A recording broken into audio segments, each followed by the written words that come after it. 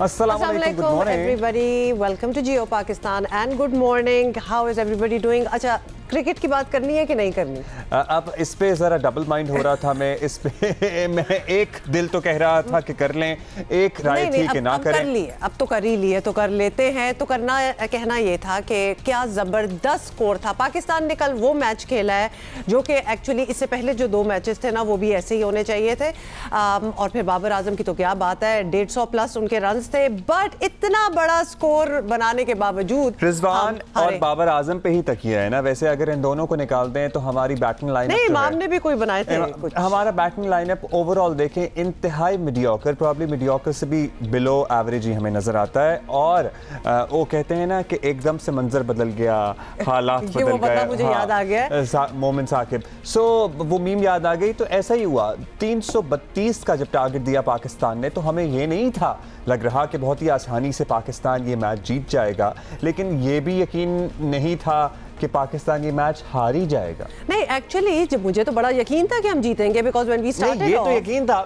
मेरा ख्याल था कि फाइट पुट अप करेगी इंग्लैंड।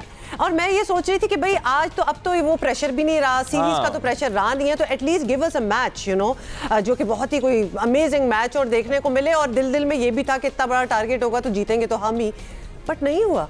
तो लिहाजा वो भी एक शॉकर। और अपेरेंटली जो उनकी बी टीम, हम बार बार उनको कह रहे हैं let's start calling them their A team, because मतलब देखिए उनके सामने जो हदफ रखा गया, उन्होंने कहा चलो हम ये भी करके आपको दिखा देंगे। और उन्होंने लिटरली ये सीरीज जो है इंग्लैंड ने वो क्लीन स्वीप और वाइट वॉश सब कुछ पहले ही उन्होंने टारगेट हासिल कर लिया, जो मुझे मेरे अपने लिए बड़े बायस शर्मिंदगी था ये सारा सिलसिला, क्योंकि ऑब्वियसली हम खुश होकर बैठे हुए थे और घर में सब कह रहे थे कि अब तो इतना अच्छा टोटल बन गया, अब तो जीत ही जाएंगे। अब चिल में सारे ना बड़े आराम से। उसके बाद मैंने कुछ वक्फे के बाद जब टीवी स्क्रीन देखी तो मैं फिर एक दफा शॉक में चला गया कि यहाँ हुआ क्या है। लेकिन दैट्स पाकिस्तानी क्रिकेट टीम। अब क्या कोई अहम फैसले लेने चाहिए, क्या कोई बड़ी तब्दीलियां होनी चाहिए? 5 आउट कर दिए थे, अंदाजा करें, despite that they managed to beat us। और मतलब कि बहुत सी इस पे राय दी जा रही है और बहुत सी आरा सामने आ रही हैं कि जनाब कोई बड़ी तब्दीली होनी चाहिए मैनेजमेंट में। प्रॉब्ली कुछ लोगों का नाम भी लिया जा रहा है और मेरिट पे सिलेक्शन के हवाले से भी सवालात उठाए जा रहे हैं। इस बारे में हम तफसील से बात करेंगे। वैसे तो और भी बहुत सी बातें हैं जिस पे हम डिस्कस करना चाहते हैं। तो स्टार्ट करते हैं और आपको बताएं कि तवील अरसे खामोशी के बाद फॉरेन फंडिंग केस का मामला फिर से मौजूए बहस बन गया है। और मुस्लिम लीग नून और पीपल्स पार्टी की मुबैना फॉरेन फंडिंग से मुतालिक केस में फरूख हबीब की दरख्वास्त पर इलेक्शन कमीशन में समाअत हुई। इलेक्शन कमीशन ने मुस्लिम लीग नून और पीपल्स पार्टी ममनुआ फंडिंग के बारे में स्क्रूटनी कमेटी से अमल दरामद रिपोर्ट तलब कर ली है। और इस मौके पर वजीर मुमलिकत इत्तलात फरूख हबीब ने नया मुतालबा पेश कर दिया है। कहा कि अकबर एस बाबर को PTI के रिकॉर्ड तक रसाई की सहूलत दी गई और अब तहरीक इंसाफ को भी दोनों जमातों की जांच पड़ताल का मौका दिया जाए। मैं ये समझता हूँ कि अब ये इलेक्शन कमीशन की भी जिम्मेदारी है। जिस तरीके से PTI के केस में फाइनेंशियल एक्सपर्ट्स को और चार्टर्ड अकाउंटेंट्स को रिकॉर्ड की जांच पड़ताल के लिए स्क्रूटनी कमेटी में इजाज़त दी गई, इसी तरीके से हमारी भी दरख्वास्त वही है, सेम दरख्वास्त है। हमें भी जो है वो उसी तरीके से इजाज़त मिलनी चाहिए।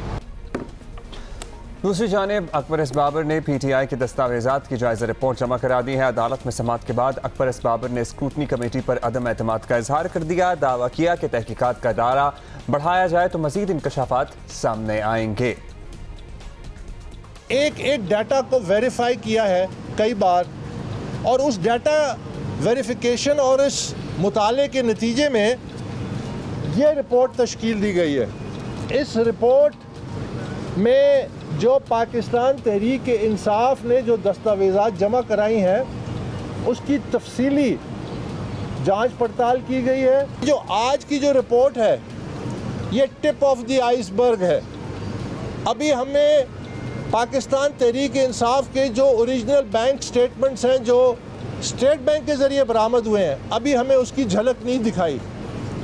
अगर वो भी इसमें शामिल होते तो जो रिपोर्ट आज पेश की जा रही है वो शायद इससे कई गुना और ज़्यादा लीथल होती। ऑल्दो इस केस की समाअत अब 28 जुलाई तक मुलतवी कर दी गई है। तहकीकात पर दोनों फरीकैन के तहफ़्फ़ुज़ात से यही लग रहा है कि केस का जल्द फैसला आने वाला नहीं है और दोनों अतराफ से ऐसा लग रहा है कि हुकूमत की तरफ से, पर्टिकुलरली हुकूमती जमात की तरफ से, कि प्रॉब्ली डिलेइंग टैक्टिक्स इस्तेमाल किए जा रहे हैं। अकबर एस बाबर साहब ने बेसिकली कल इसमें कुछ नए इंकशाफात किए हैं, नए हक़ाइक़ सामने रखे हैं। 2 ऑडिटर्स के साथ उन्होंने कहा जी हमने इस तमाम डेटा का जायज़ा लिया और उसके बाद उन्होंने तमाम बातें सामने रखी हैं। आप इन केसेस में तहरीक इंसाफ के वकील और वज़ीर मुमलिकत बराए इत्तलात फारूक हबीब हमारे साथ बिल्कुल ये मैं कह रही थी कि वो हमारा इंतजार भी कर रहे हैं, उनसे बात करते हैं। फारूक साहब, इलेक्शन फंडिंग केस की समाअत में तहरीक इंसाफ ने मुतालबा किया है कि उन्हें मुस्लिम लीग नून और पीपल्स पार्टी के रिकॉर्ड्स तक रसाई दी जाए, तो इसकी ज़रूरत क्यों है, ये हम आपसे पूछना चाहते हैं। आप तो कहते हैं कि पहले से ही आपके पास सब सबूत हैं, तो फिर ये क्यों?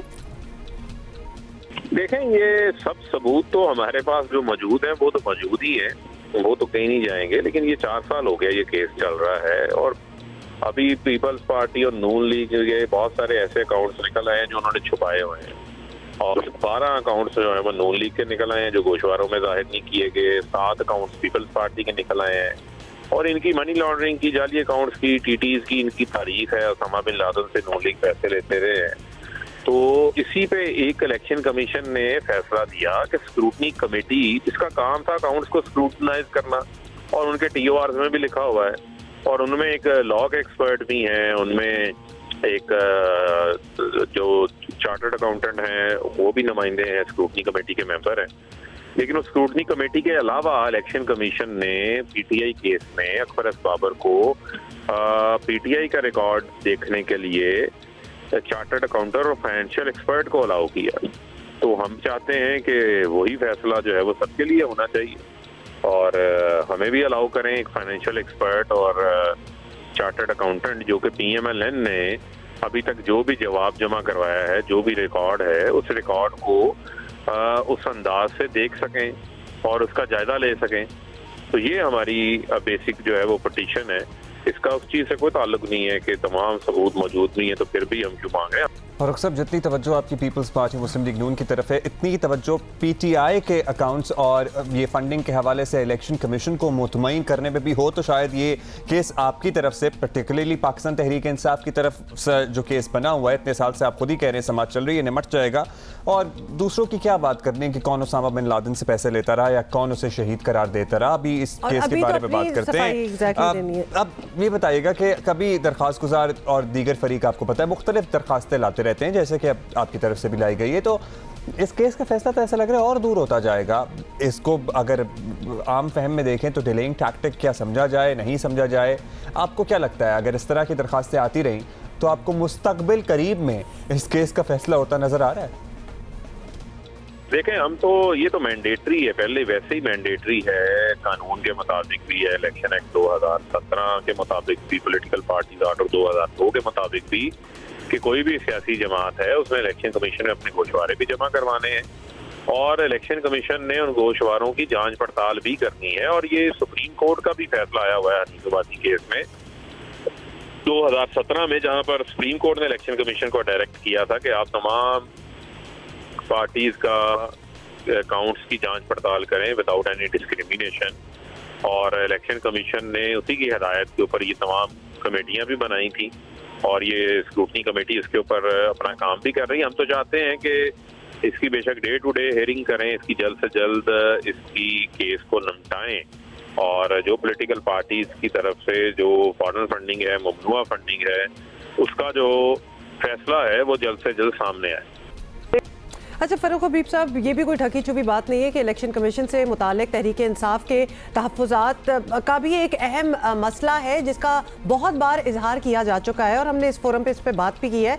तो क्या अब हालात तब्दील हुए हैं या आपकी शिकायत बाकी हैं? क्या व्हाट्स प्रेजेंट स्टेटस क्या है? नहीं, देखें, वो तहफ़्फ़ुज़ात का इजहार तो हमारा ओपन एंड ट्रेसेबल बैलेट के हवाले से हुआ था, जिसपे सुप्रीम कोर्ट की भी डायरेक्शन भी आई थी कि फ्री एंड फेयर इलेक्शन करवाना जो है वो आइन के मुताबिक इलेक्शन कमीशन की रिस्पॉन्सिबिलिटी है। उस हवाले से हमने अपना तहफ़्फ़ुज़ात का इज़हार किया था। लेकिन जहाँ तक रहेगी बात इस पर्टिकुलर केस के हवाले से, तो ज़ाहिरी बात इलेक्शन कमीशन है, उसकी जिम्मेदारी एक आइनी इदारा है और पाकिस्तान की अवाम भी यही एक्सपेक्ट करती है कि वो अदारा अपनी तमाम आईनी और कानूनी जिम्मेदारियों को जो है वो पूरा करे, और हम भी इसी चीज़ से उनके सामने जो है वो पेश भी होते हैं। अगर हमें कोई एतराज़ हो तो हम फिर पेश ना हो, उनकी जुरिस्डिक्शन को तस्लीम ना करें। अगर आप जुरिस्डिक्शन तस्लीम करते हैं, पेश होते हैं, तो उसका फैसला भी आना चाहिए। और दूसरी बात यह है कि PMLN पीपल्स पार्टी जो है वो दूसरों को नसीहत करती है, खुद मियाँ फसीहत बने हुए हैं, अपना रिकॉर्ड ये जमा नहीं करवा रहे, इनके अकाउंट्स में करोड़ों अरबों रुपया आया, ये किसी की शनाख्त नहीं दे सके, किसी का शनाख्ती कार्ड ये नहीं दे सके। तो ये वो तमाम तर चीज़ें हैं जिसके जवाबात इनको देने हैं, और हम इनको राह फरार नहीं इख्तियार करने देंगे। और PMLN पीपल्स पार्टी ने जो गड़ा हमारे लिए खोदा था, आज उसके अंदर गिरे हुए। हम तो 40,000 डोनर्स का अपना रिकॉर्ड जमा करवा चुके हैं PTI की जानिब से, और हमारा तमाम पैसा ओवरसीज पाकिस्तानियों ने भेजा है जो बैंकिंग चैनल्स के जरिए आया है। तो लिहाजा हमें तो किसी किस्म का कोई खौफ नहीं है, लेकिन अकाउंट्स तो इन्होंने छुपाए हुए हैं। वो 12 अकाउंट्स का हिसाब दें नून लीग और 7 अकाउंट्स का हिसाब दे पीपल्स पार्टी। हो सकता है कि और मजीद जब डिटेल में जाएं तो इससे ज़्यादा अकाउंट सामने आ जाए। बहुत शुक्रिया आपका। फ़ारूक हबीब साहब हमारे साथ मौजूद थे। आपकी तमाम तर एनर्जी ऐसा लग रहा है कि पीपल्स पार्टी और नून लीग के जो अकाउंट्स हैं उसकी तरफ है। एट द सेम टाइम अगर आप अपने केसेस को लेके इलेक्शन कमीशन को मुतमईन कर लें पहले, तो जाहिर है फिर आपको क्लीन चिट मिल जाएगी और आप एक हायर मोरल ग्राउंड के साथ ये तमाम केस परसू कर सकते हैं कि जनाब हमने तो जमा करा दिया। वैसे आपके जो रिकॉर्ड के आप बात कर रहे हैं बारहा, उस पर कल आपने गालिबन एतराज़ात तो सुन ही लिए होंगे अकबर एस बाबर साहब के।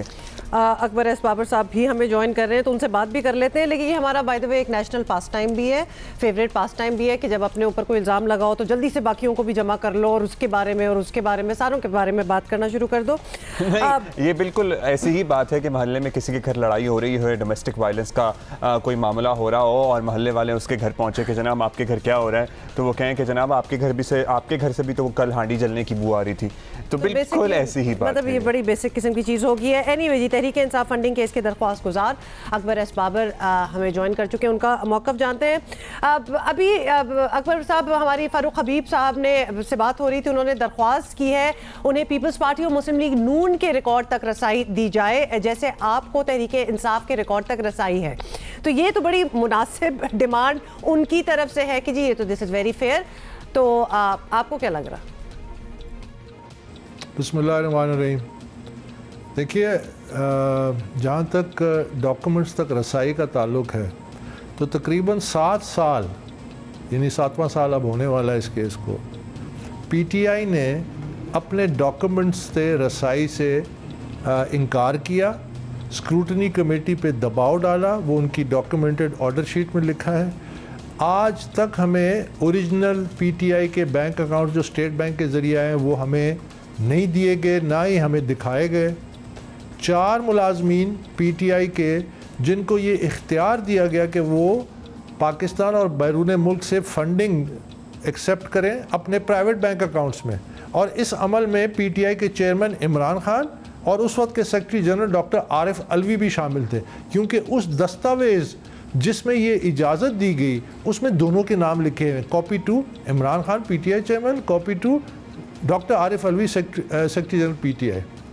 अभी तक पाकिस्तान तहरीक इंसाफ ने 7 सालों में एक भी बैनुल अक़वामी अपना अकाउंट शेयर नहीं किया, एक भी। 6 कंपनियां जो रजिस्टर्ड हैं जिनको PTI ने तस्लीम किया उसको एक भी नहीं किया। 21 ऑर्डर इलेक्शन कमीशन के कि ये डॉक्यूमेंट्स आप सामने रखें, प्रोड्यूस करें, पाकिस्तान तहरीक इंसाफ ने उन अहकामात पे अमल नहीं किया। 2.2 अरब रुपए की गैर कानूनी फंडिंग, ये क्यों निकली? क्योंकि ये एक फंडिंग का पूरी एक एम्पायर है। It is the biggest funding scam of Pakistan history. एक तरफ उनका ये किरदार है, दूसरी तरफ ये चैम्पियन बन रहे हैं कि जी हम जो फंडिंग है सियासी जमातों की उसको शफाफ होना चाहिए, इसलिए हमने केसेस किए हैं। यानी कि आपका एतराज़ ये है कि खुद अपना दामन साफ नहीं है तो दूसरों पे क्यों कीचड़ उछाल रहे हैं। अब ये बताइएगा अकबर साहब के एक तहरीक इंसाफ के तहफ़्फ़ुज़ात हैं, एक आपकी तरफ से जो स्क्रूटनी कमेटी पर एक बार फिर तहफ़्फ़ुज़ात ज़ाहिर किए गए हैं। अब इस तरह तो कोई फोरम बचेगा नहीं जिस पर सबका इत्तेफाक हो जाएगा। कोई गुंजाइश है कि ये मामला किसी मंतकी अंजाम तक तो पहुँचे, कोई फरीक लचक दिखाए? देखिए, फोरम तो है ना, forum election commission of Pakistan है। इलेक्शन कमीशन ऑफ पाकिस्तान ने स्क्रूटनी कमेटी 1 महीने के लिए बनाई थी कि 1 महीने में वो पीटीआई के ये रिपोर्ट रिव्यू के बाद ये रिपोर्ट जारी करें।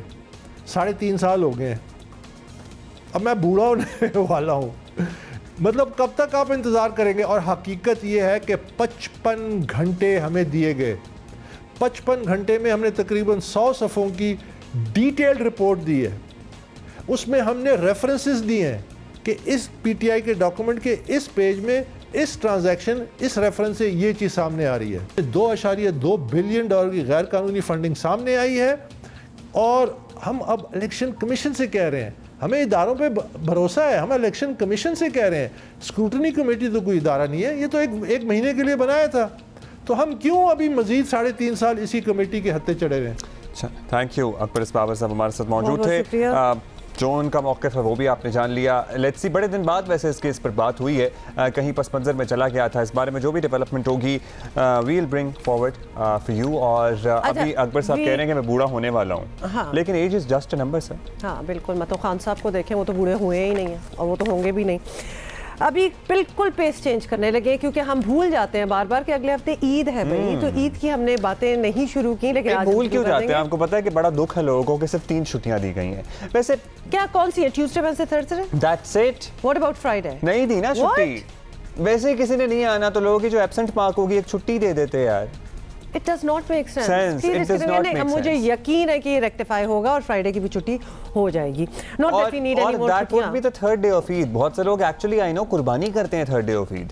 So क्योंकि वो एक दिन पहले का दे रहे हैं ना, बिकॉज लोगों ने वो अपने गाँव वगैरह भी जाना। वैसे तो इस ईद पे इतना ट्रैवल भी ना करें, बट 4 दे दें छुट्टियां भाई, आप हफ्ता ले लें। 5 दिन की एक्चुअली एनसीओसी ने तजवीज़ दी थी, लेकिन उन्होंने 3 ही दी है। बड़ी कंजूसी दिखाई है। वैसे अभी ठीक हो जाएगा, अभी ठीक हो जाएगा। अभी we do have a couple of days. Eid ul Azha में चंद दिन अभी बाकी हैं, तो और बहुत सी चीज़ें हो जाएंगी। और हर किसी की कोशिश है कि वो कुर्बानी के लिए खूबसूरत से खूबसूरत जानवर घर लाए। Abdullah, were you able to do that? I tried my best. फिर जो खूबसूरत है, हाँ खूबसूरत है। कलर क्या है? वाइट। I'll show you. मैं भेजता हूँ अभी अपनी टीम को वो तस्वीर। हाँ, वो तस्वीर हमें दिखानी पड़ेगी ताकि हम कुछ उसके बारे में मजीद बात करें। हाँ, तो कुछ तो मुझे डर ही लगता है, आप तो तनकीद का निशाना बनाती हैं हमेशा मेरे। मैंने तस्वीर देख ली है। I have a few cents that I could share with you, लेकिन we'll wait। तो कुछ शौकीन लोग जी कुर्बानी के जानवर खुद पालते हैं और उनके लिए खुसूसी इंतजामात भी करते हैं और इन जानवरों को अपनी पसंद के नाम भी देते हैं। ये सबसे इम्पोर्टेंट बात है। बेसिकली पाकिस्तान के सबसे बड़े और सबसे तगड़े जानवर हम आपको दिखाने वाले हैं। और एक का नाम है मीनार पाकिस्तान, और मलका पर्वत, और पता नहीं कौन कौन। रिपोर्ट कर रहे हैं बिलाल पाशा। उमा और अब्दुल्ला, आपने लाहौर में मीनार पाकिस्तान तो देखा होगा और मलका पर्वत का नाम लेते ही आपको पहाड़ों की याद आती होगी, लेकिन ये सारी चीज़ें हम आपको दिखाएंगे कराची में। जी, इस वक्त मैं मौजूद हूँ गुलशन में, जहाँ पाकिस्तान के सबसे बड़े और नामवर जानवर मौजूद हैं। सबसे पहले मैं आपको मिलवाता हूँ मीनार पाकिस्तान से। भाई, इसका नाम मीनार पाकिस्तान कैसे आया? ये शौक़ से रखा था, हमारे पास बहुत छोटा बच्चा था, ये तो शौक़ से नाम मीनार पाकिस्तान रख दिया था। ये देसी घी भी खाता है, वो खाता है, दूध भी पीता है, 10 लीटर पर डे दूध पीता है ये। और राशन मसाला बहुत अच्छा देते हैं हम, ये कोई फीड वगैरह नहीं देते, केमिकल नहीं देते, बहुत देसी खुराक देते हैं। जी, अब आपको मिलवाते हैं पांडे जी से। ये मौजूद हैं हमारे साथ। पांडे जी, क्या खाते हैं ये सर खाते हैं राशन वगैरह भी खाते हैं, दूध भी पीते हैं और देसी मक्खन भी खाते हैं, जैसे घी वगैरह भी खाते हैं, सब राशन बहुत अच्छा देते हैं हम। अब हम आपको मिलवाते हैं बलूचिस्तान में मेला जीतने वाले सिब्बी मेला विनर से। मैंने सुना ये मेला जीत के है, कौन सा मेला जीता है और क्या मिला है इसको?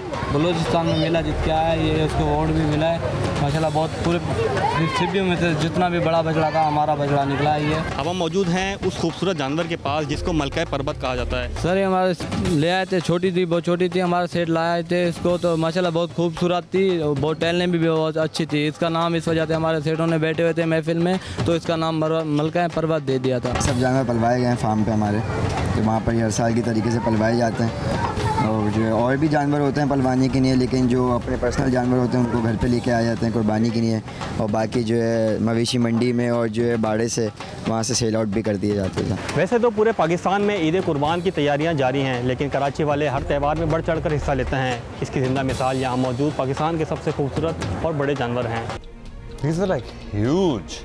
और टीवी स्क्रीन से आपको इतना अंदाज़ा नहीं होगा, अगर आप इनको लाइव देखें जो मैंने देखा हुआ है, नहीं इर्द गिर्द लोग खड़े हैं तो थोड़ा सा पर्सपेक्टिव तो मिल ही जाता है। मिल जाता है कि हमारे जो बिलाल है ना, हमारे टीम मेंबर, वो ठीक ही हाइट के हैं लेकिन वो भी इतने से लग रहे थे। लेकिन टेल मी वन थिंग, ये जानवर ओबीस में नहीं आएगा? आई डोंट नो, बस ये शौक के जरिए तहत लोग जानवरों में भी मतलब सेहत और ओबेसिटी भी तो होती है ना कि these look very nice, don't get me wrong, लेकिन कुछ over stretched and over grown type scene. बहुत ज़्यादा सेहतमंद है माशाल्लाह, बहुत ही ज़्यादा, मतलब बहुत खुश हैं। एनीवे बड़ी अच्छी बात है, बड़े खूबसूरत है। और अब्दुल्ला तो लाइव शो भी देख के आए हैं, खुद देख के आए हैं ना, आप गए थे देखने के लिए। It's a sight to behold. Break ले लेते हैं ब्रेक।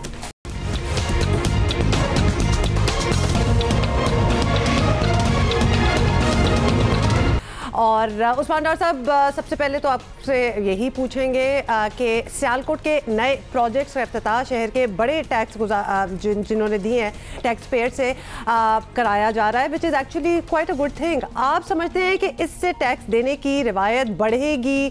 और ऑब्वियसली मकसद भी यही है, लेकिन ये इंसेंटिव इनफ है? देखिए, सियालकोट एक सनती शहर है और सियालकोट के मेहनती और अजीम लोग हर साल 10 अरब से ज़्यादा का टैक्स हुकूमती ख़जाने में जमा कराते हैं। और सियालकोट शहर की आबादी जो है वो तकरीबन 8 से 9 लाख के करीब है। और मैं समझता हूँ कि ये जितने भी डेवलपमेंट प्रोजेक्ट्स हैं जो सियालकोट में किए जा रहे हैं, बुनियादी तौर पे जो हम टैक्स कलेक्ट करते हैं उसी से ये सारी डेवलपमेंट की जा रही है। और ये प्रोजेक्ट्स जो हैं इनकी इनॉग्रेशन या संग बुनियाद या इसका जो इफ्तिताह है, ये सारे मैं समझता हूँ और इन प्रोजेक्ट्स को टैक्स पेयर के नाम से मंसूब होना चाहिए। और ये बड़ा एक हेल्दी मैसेज है। देखिए, जब तक आप अपने टैक्स पेयर को इज़्ज़त नहीं देंगे, उनको अप्रिशिएट नहीं करेंगे, हमारा जो टैक्स रेवेन्यू का एक बहुत बड़ा प्रॉब्लम है, जो मैं समझता हूँ हमारी हुकूमत के बड़े मसाइल में से एक रेवेन्यू कलेक्शन है, उसका ये एक मैं समझता हूँ पैगाम है टैक्स पेयर्स के लिए। सियालकोट में अभी हम NA-73 जो मेरी कॉन्स्टिट्यूंसी है उसमें हम ये प्रोजेक्ट्स कर रहे हैं और तकरीबन अभी तक हम 1.5 अरब यानी कि 1.5 अरब रुपए के ये अच्छी इनकरेजमेंट की चीज़ है। और ज़ाहिर है पंजाब में मुझे लगता है कल्चर भी ऐसा है कि people would be inclined to contribute more, क्योंकि उनके नाम से अगर चीज़ें, उनका नाम अगर उन्हें इर्द गिर्द नजर आएगा। लेकिन but at a very basic level ये क्या चीज़ है? मतलब that is something that you should be doing anyway. I mean you should not get a pat on the back for doing something that you were supposed to do. ये भी पूछना चाह रहे हैं कि मजीद कुछ इंसेंटिव, लेकिन पूरी दुनिया में इंसेंटिव दिए जाते हैं, सो मजीद कोई इंसेंटिव दिए जाए तो प्रॉब्ली बेहतर नहीं है? पार्क्स वगैरह तो ठीक है अपनी जगह है, मिसाल के तौर पर सरकारी कामों में तरजीही सर्विसेज इनको दी जाएं, ट्रैवल में इनकी आसानी की जा सकती है, ऐसे कोई दीगर एडवांटेज दिए जा सकते हैं जिससे इनके कुछ अखराजात कम हो मे बी। देखिए, मैं आपकी बात से मुत्फिक हूँ और ऐसा होना चाहिए। हमें और भी ज़्यादा इनिशिएटिव लेने चाहिए टैक्स पेयर्स के लिए। टैक्स पेयर को हर सतह के ऊपर प्रायोरिटी मिलनी चाहिए। जब तक 8 से 10% लोग टैक्स अदा नहीं करने जाएंगे, और तकरीबन 1.25 करोड़ के करीब आप कह सकते हैं ऐसे लोग हैं जो टैक्स नेट में आने चाहिए, जिनकी आमदन जो है वो टैक्सेबल है, लेकिन लोग टैक्स अदा नहीं करते हैं। और जब तक टैक्स अदा नहीं करेंगे लोग, ये एजुकेशन सेक्टर में, हेल्थ सेक्टर में, इंफ्रास्ट्रक्चर में हम किस तरह से डेवलपमेंट कर सकते हैं या किस तरह से ये प्रोजेक्ट कर सकते हैं? तो हमारी हुकूमत की कोशिश है कि हम टैक्स पेयर्स को और इनिशिएटिव्स में, जैसे आप कह रहे हैं, हम उनको वहाँ भी ओनरशिप, जैसे हम सियालकोट में टैक्स पेयर्स के प्रोजेक्ट्स जो हैं उनके नाम के साथ मंसूब कर रहे हैं। तो इंशाल्लाह ताला आने वाले दिनों में हमारी हुकूमत टैक्स पेयर्स के लिए मज़ीद आसानियाँ पैदा करने जा रही है। अच्छा, चलिए ये सारी बातें तो हो गई। अब आप सियालकोट के लिए तो ये सब कर ही रहे हैं, लेकिन आपकी बुनियादी जिम्मेदारी तो वज़ीर आज़म ने लगाई है नौजवानों के लिए, यूथ के साथ। तो हमारे नौजवान टैक्स देने की आदत डालें, उनको ये बात समझ आए, वो कन्विंस हों, इसके लिए क्या हो सकता है?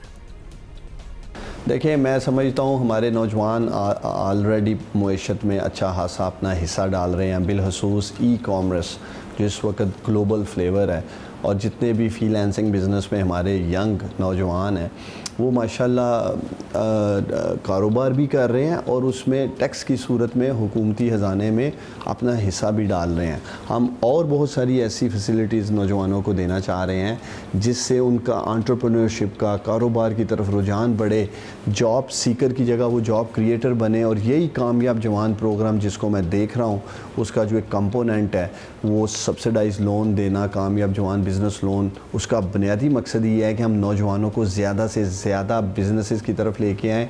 जब वो बिज़नेस स्टार्ट करेंगे किसी भी सेक्टर में, चाहे एग्रीकल्चर सेक्टर में, मैन्युफैक्चरिंग सेक्टर में, सर्विस सेक्टर में, उस आमदन के ऊपर वो टैक्स भी अदा करेंगे। ऑलराइट, बहुत शुक्रिया आपका। उस्मान डार साहब हमारे साथ मौजूद थे। वो कहते हैं जी नौजवानों को इनकरेज करना चाहिए कि वो बिज़नेस की तरफ आएँ, स्टार्टअप्स लगाएं और ज़ाहिर है टैक्स भी अदा करेंगे। एक्चुअली इस पर काम होना चाहिए, स्कूल कॉलेज की सतह पे काम होना चाहिए। वो जो एक पुराना कॉन्सेप्ट था ना कि जनाब तालीम इसलिए हासिल कर रहे हैं कोई अच्छी नौकरी लग जाए, नहीं तो जॉब, जिस तरह वो भी कह रहे थे कि जॉब क्रिएटर बने रादर देन जॉब सीकर, तो वो there is a division in that as well. समझे इस बात को, हम ब्रेक ले रहे हैं।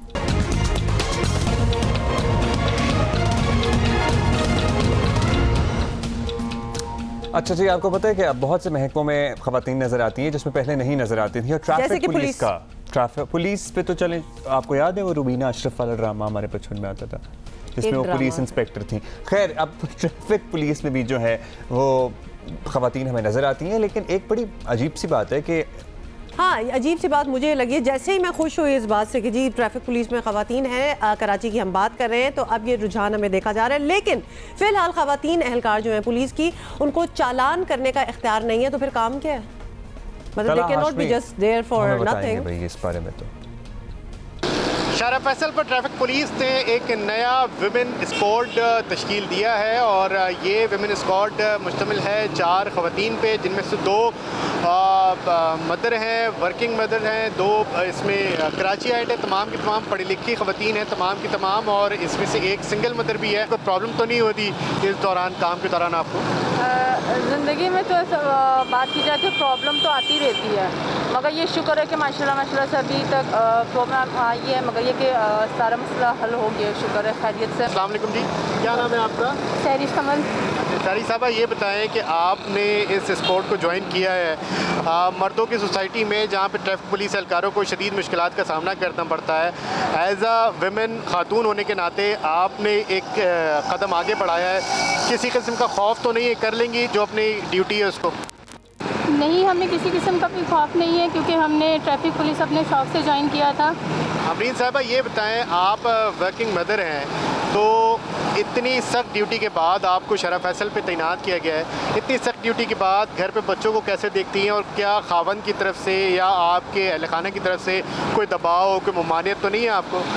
नहीं, सबसे बड़ी बात है ये है कि मुझे घर की तरफ से किसी किस्म की कोई रोक टोक नहीं है, मुझे फुल सपोर्ट किया जाता है। कहते हैं ड्यूटी तुम्हारी है, फैसले तुम्हारे, जो तुम्हारा फैसला है हम उसमें तुम्हारे साथ हैं। फिलहाल इनको चालान करने के इख्तियार नहीं दिए गए, फिलहाल किसी कार्रवाई के इख्तियार नहीं दिए गए, लेकिन तैनात कर दिया गया है कराची ट्रैफिक पुलिस की खवातीन एहलकारों को सड़कों पे, और इनके हौसले बुलंद हैं, और ये कहती हैं दीगर तमाम अफराद को भी कि वो भी अपनी खवातीन को बोलें कि वो ट्रैफिक पुलिस को ज्वाइन करें और आगे बढ़े, माशरे में अपना किरदार निभाएं। जी, that's a great thing, but I still don't know what they do.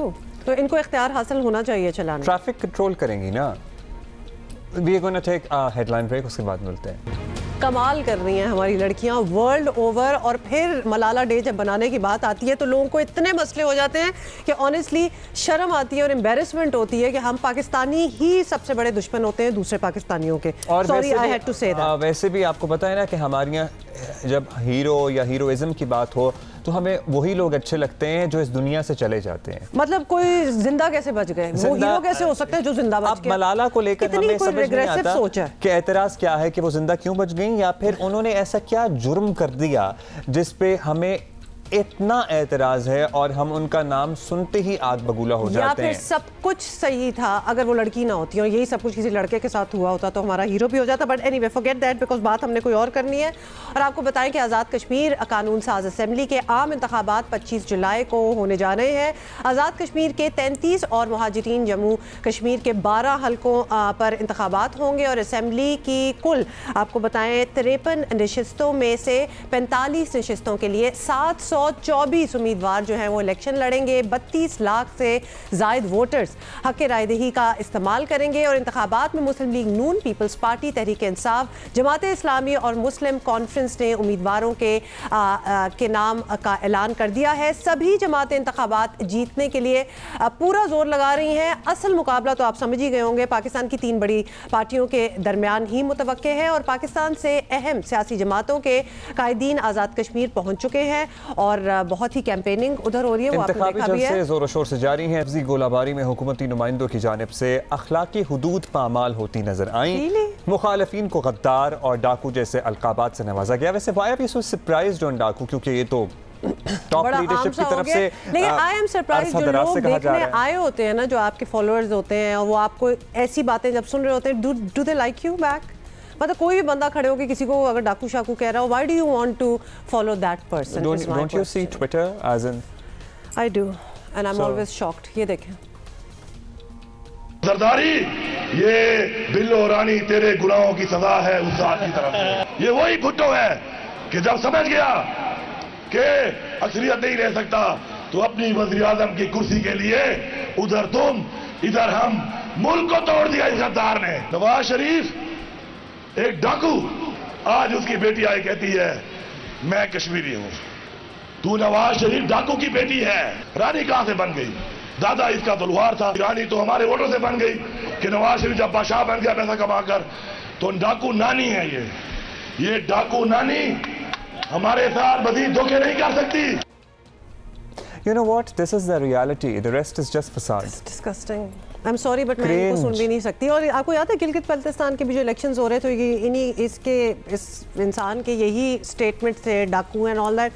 अच्छा, बचपन से हमारे बड़े बूढ़ों ने हमें यही सिखाया है कि इंसान किसी को बड़ा बुरा कहता है या किसी को अलकाबात देता है या किसी को जुमले कसता है, तो उस शख्स का तो कुछ नहीं बिगड़ा होता, अपनी तरबियत की अक्कासी करता होता है। इनके बड़े बूढ़े ने, ये खुद ही बड़े बूढ़े हैं मतलब नजर तो आ ही रहे हैं, बूढ़े तो काफी है, लेकिन अब तक अकल भी आ जानी चाहिए। ये जिनके बड़े बूढ़े हैं, वो आने वाली नस्ल कैसी होगी? हाँ, ये आपने बिल्कुल अच्छा सोचा है। देखिए, इतना खतरनाक थॉट है कि लेट अस नॉट वो आने वाली नस्ल वैसे गाड़ी चला रही थी ना, आपको याद नहीं है? एक बच्चे को बिल्कुल वो वाली वीडियो भी इन्हीं की थी। बट इनको भी वैसे तो अपने जरा अपने अंदाज को रिविजिट कर लेना चाहिए, because this is not winning him any brownie points. नहीं, this is winning him a lot of brownie but points. But then that goes to show us a lot of about ourselves कि हम क्या हैं, कि अगर हमें यही चीजें पसंद आ रही हैं, और if this is what wins us the votes and stuff, मेरी बात सुने, I am pretty sure कि इनकी लीडरशिप इनको थपथपाती होगी, इनके कंधे पे हाथ रखती होगी कि वाह वाह तुमने क्या किया। देखिए, हर कोई ऐसी बातें नहीं कर सकता, जो कुछ लोग खोल देते हैं ना मुंह, तो इनको इसी काम के लिए रखा। कुछ लोगों की पोजीशंस ऐसी हो जाती हैं कि वो फिर ऐसी बातें नहीं कर सकते, वो चाहते यही बातें करना है, और फिर उन्होंने ऐसे लोग रखे होते हैं जो इस तरह की जाके बातें करते हैं। ये बेसिकली लोग अपनी तरफ से बातें नहीं कर रहे होते, ये उन्हीं लोगों की रिफ्लेक्शन होती है जिनको ये रिप्रेजेंट कर रहे होते हैं। We need to move on, समझ तो आप गए हैं। अच्छा, we thought कि हम जरा ग्राउंड रियलिटीज़ देखते हैं कि एक्चुअली आज़ाद कश्मीर में जो इलेक्शंस हो रहे हैं वो किस तरह चल रहे हैं। तो सबसे पहले बाग चलेंगे, बाग से हमें रिपोर्ट कर रहे हैं Ifraz Gardezi. Over to you Ifraz, क्या हो रहा है? जी, आज़ाद कश्मीर के ज़िला बाग के तीनों इंतखाबी हलकों में इंतखाबी सरगर्मियाँ अपने उरूज पर हैं। अगर बात की जाए LA-14 गरबी बाग की, यहाँ पर कुल वोटर्स 1,02,491 हैं, जिनके लिए 213 पोलिंग स्टेशन कायम किए गए हैं। यहाँ पर मुस्लिम कॉन्फ्रेंस के सरदार अतीक अहमद खान का मुकाबला तहरीक इंसाफ के मेजर लतीफ़ खलीक से है, जबकि जमात इस्लामी के राजा खालिद महमूद, नून लीग के फैसल आज़ाद, JUI के इम्तियाज़ अब्बासी और कई आज़ाद उम्मीदवार भी मैदान में हैं। बात की जाए LA-15 बस्ती बाग की, यहाँ पर वोटर्स की तादाद 96,561 है, जिनके लिए 183 पोलिंग स्टेशन कायम किए गए हैं। PTI के सरदार तनवीर इलियास का मुकाबला यहाँ पर मुस्लिम कॉन्फ्रेंस के राजा मोहम्मद यासीन खान से है, जबकि जमात इस्लामी के अब्दुल रशीद तराबी, पीपल्स पार्टी के सरदार ज़ियाउल कमर और नून लीग के राजा मुश्ताक मनास भी यहाँ से इंतखाबी मैदान में मौजूद हैं। LA-16 शर्की बाग की बात की जाए, यहाँ पर कुल वोटर्स की तादाद। शुक्रिया Ifraz Gardezi, we get the picture, आप बता भी रहे हैं और दिखा भी रहे हैं। Let's move to Kotli now, और कोटली से हमें ज्वाइन कर रहे हैं नहीं तौकीर खान है जी हमारे पास कोटली से। जी, हम मौजूद हैं हल्का LA-10 कोटली 3, जो एक शहरी ज़िला कोटली का मरकज़ी हल्का है। यहाँ से इंतखाबात का अमल भी शुरू हो चुका है और पीपल्स पार्टी, मुस्लिम लीग नून, मुस्लिम कॉन्फ्रेंस और तहरीक इंसाफ के उम्मीदवारान सरे मैदान हैं और वो मुकाबला करने के लिए मुकम्मल तौर पर तैयार हैं। इससे कबल भी मुस्लिम लीग नून छोड़ कर जाने वाले 2 अफराद, जो एक मुस्लिम कॉन्फ्रेंस में सरदार फारूक सिकंदर और दूसरे PTI के उम्मीदवार हैं जो मलिक मलिक मोहम्मद यूसुफ वो PTI की तरफ से यहाँ पे इलेक्शन में हिस्सा ले रहे हैं, जबकि पीपल्स पार्टी के अपोजिशन लीडर चौधरी मोहम्मद यासीन भी इसी हल्का से इलेक्शन लड़ रहे हैं।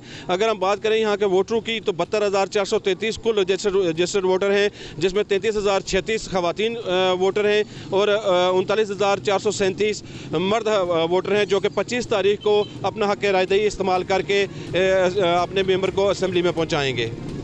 ऑलराइट जी, अभी हम जाएंगे मीरपुर आज़ाद कश्मीर और वहाँ से हमें ज्वाइन करेंगे शहबाज बुखारी।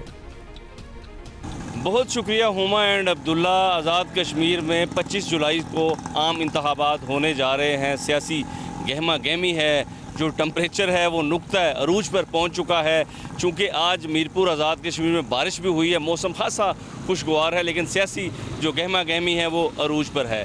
अगर ज़िला मीरपुर की बात की जाए तो ज़िला मीरपुर की जो कुल आबादी है वो तकरीबन 5 लाख है। अगर इसमें रजिस्टर्ड वोटर्स की बात की जाए तो जो टोटल रजिस्टर्ड वोटर्स हैं उनकी तादाद 2,87,527 है, जिनमें मर्द जो वोटर्स हैं उनकी तादाद 1,83,518 और जो ख़वातीन वोटर्स हैं उनकी तादाद 1,67,905 है। मीरपुर शहर की बात की जाए तो मीरपुर का जो ये हल्का है ये काफ़ी अहम हल्का है, क्योंकि यहाँ से बैरिस्टर सुल्तान महमूद चौधरी जो हैं वो इस हल्के से 10 दफ़ा इलेक्शन लड़े हैं, जिनमें 8 जो इलेक्शन हैं उनमें वो कामयाब करार पाए। 2016 के इलेक्शन में मुस्लिम लीग नून के जो नए कैंडिडेट थे चौधरी मोहम्मद सईद, उन्होंने बैरिस्टर सुल्तान महमूद को शिकस्त दी। अगर मसाइल की बात की जाए तो मीरपुर के जो ज़िला मीरपुर के जो तमाम हल्के हैं इनमें जो बड़ा मसला है बेरोज़गारी है, पीने का साफ़ पानी का मसला है, लोड शेडिंग का भी मसला है। और शुक्रिया आपका शहबाज बुखारी। ब्रेक के बाद पार हाजिर होते हैं।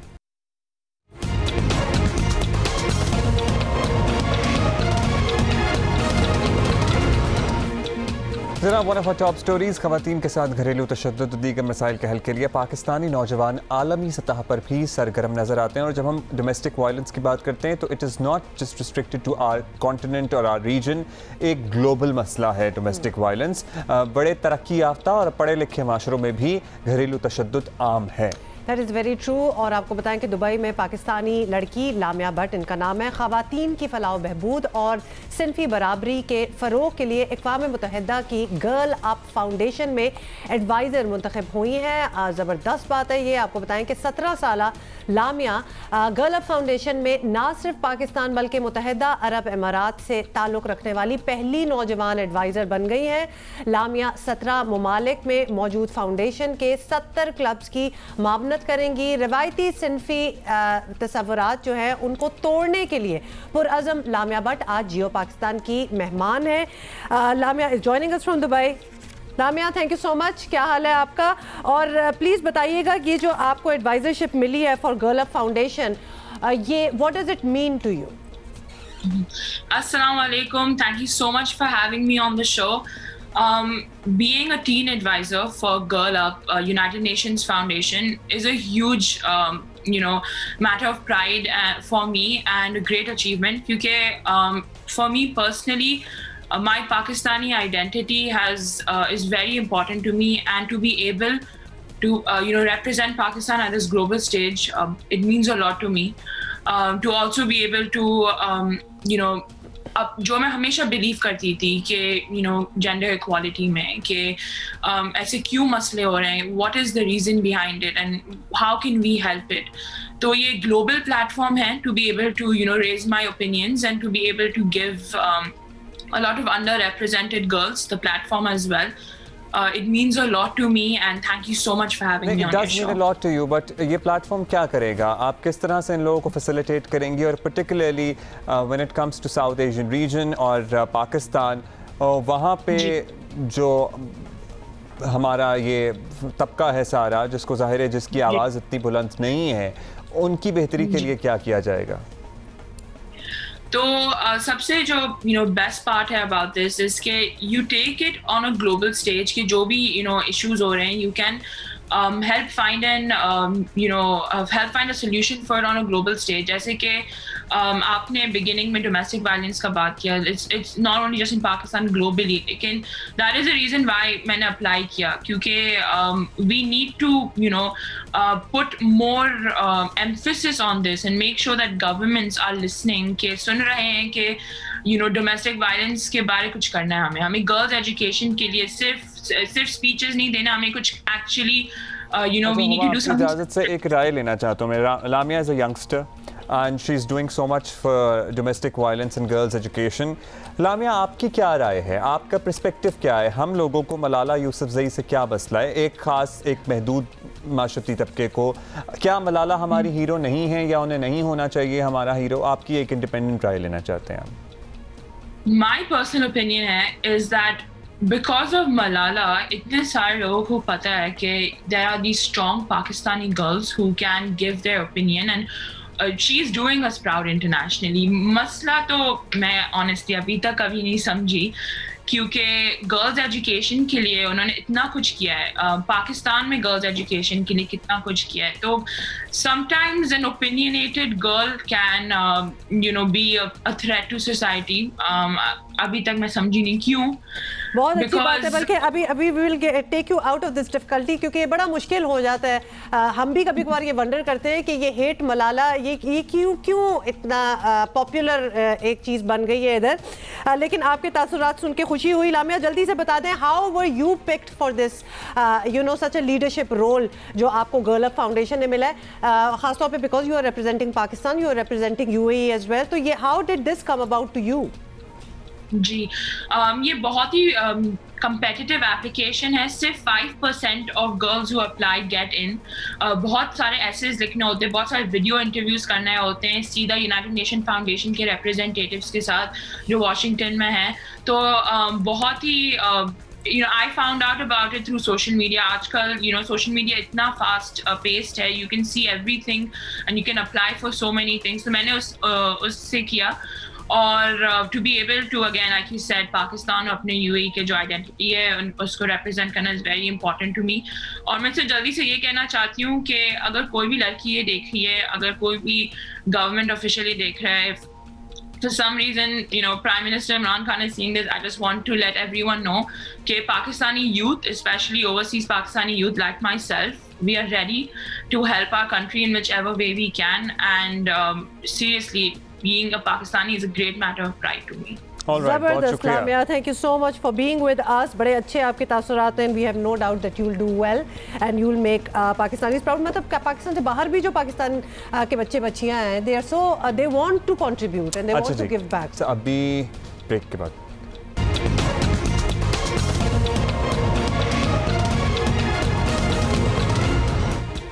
वेलकम बैक जी। यूरोपीय यूनियन के बारे में बात करेंगे। पाकिस्तान के लिए सर्टनली इंतहाई अहमियत का हामिल है यह ब्लॉक और बहुत सी वजूहात इसकी मौशी और तजारती भी हैं।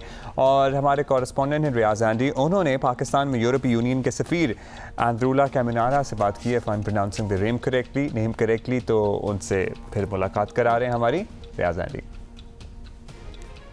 जी हुमा अब्दुल्ला, पाकिस्तान में यूरोपीय यूनियन की जो सफ़ीर हैं एंड्रूला कैमिनारा, वो इन दिनों कराची विज़िट पर है और हमने उनसे रिक्वेस्ट की एक इंटरव्यू के लिए और आज की ये नशिस्त उन्हीं के साथ है। Thank you very much ma'am. So the first question will be Afghanistan because it's a very pressing issue.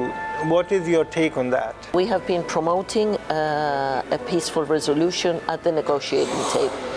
We consider that violence can lead to no lasting solution. And of course the innocent citizens of Afghanistan should not suffer more. I think there's been enough suffering in that country.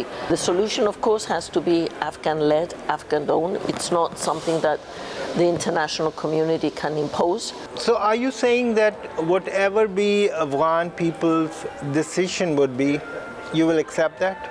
Well, whatever path which does not destroy the progress in development that has taken place, and whichever path that includes the whole population and not just the population. Your scholarship program, I believe Pakistanis are doing wonderful over there. Absolutely, the success has been unbelievable. There were 3 times more men applying, Pakistani men applying than women. But in the final results, it's 170 to 171 men, women, which means that the Pakistani women that applied are 3 times more successful than the men. So my hat off to all students, but also the women that managed to be so successful. So let's talk about trade a bit. EU is very important for Pakistan. Our 28% export goes to EU. So we get this duty-free access to European countries. How it is going? The trade regime is allocated on the basis of an agreement that says that Pakistan has to implement 27 UN conventions. Recently, there was, on the 29th of April, there was a resolution of the European Parliament which basically called on the European Commission to have a very close look on the progress made by Pakistan, and if there was not enough progress, to actually consider withdrawing.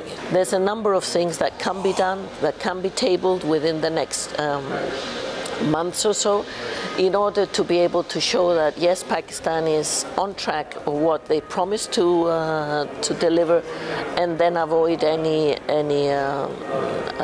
let's say negative effects to the GSP Plus status. All right, thank you Riaz. Thank you Riaz for that. Time बड़ा कम रह गया, जल्दी से आपको याद दिला दें कि कोरोना अभी भी है मुल्क में, और ये चौथी लहर की जो बात हो रही है ना, मुझे ऐसा लग रहा है और कहा भी NCOC की तरफ से जा रहा है कि हम उसी के अंदर हैं इस वक्त। 4.1% हो गई है हमारी, 4.17% है। पिछले 24 घंटों में आपको ये भी बता दें कि ऑलमोस्ट 2000 नए केसेस थे, 1980 नए केसेस हैं, ऑलमोस्ट 2000, और इंतकाल कर गए हैं कोविड से लोग 24, और ये पिछले 24 घंटों की बात हो रही है। So this is serious, people are still dying. अगर आपने मास्क ना पहना तो ये बात आउट ऑफ कंट्रोल अभी भी हो सकती है। और महानूर बलोच की बात आज सालगिरह है, कौन सी? उनकी मैं इंस्टाग्राम पे स्टोरी देख रहा था। She is shooting a new drama with Faisal Qureshi and with Mahnoor Baloch. It does not matter कौन सी, मैंने इग्नोर कर दिया, कोई फर्क नहीं पड़ता क्योंकि लुक एट हर। अब क्या बताने की जरूरत है, does it even matter? So happy birthday and we'll see you tomorrow. Khuda Hafiz.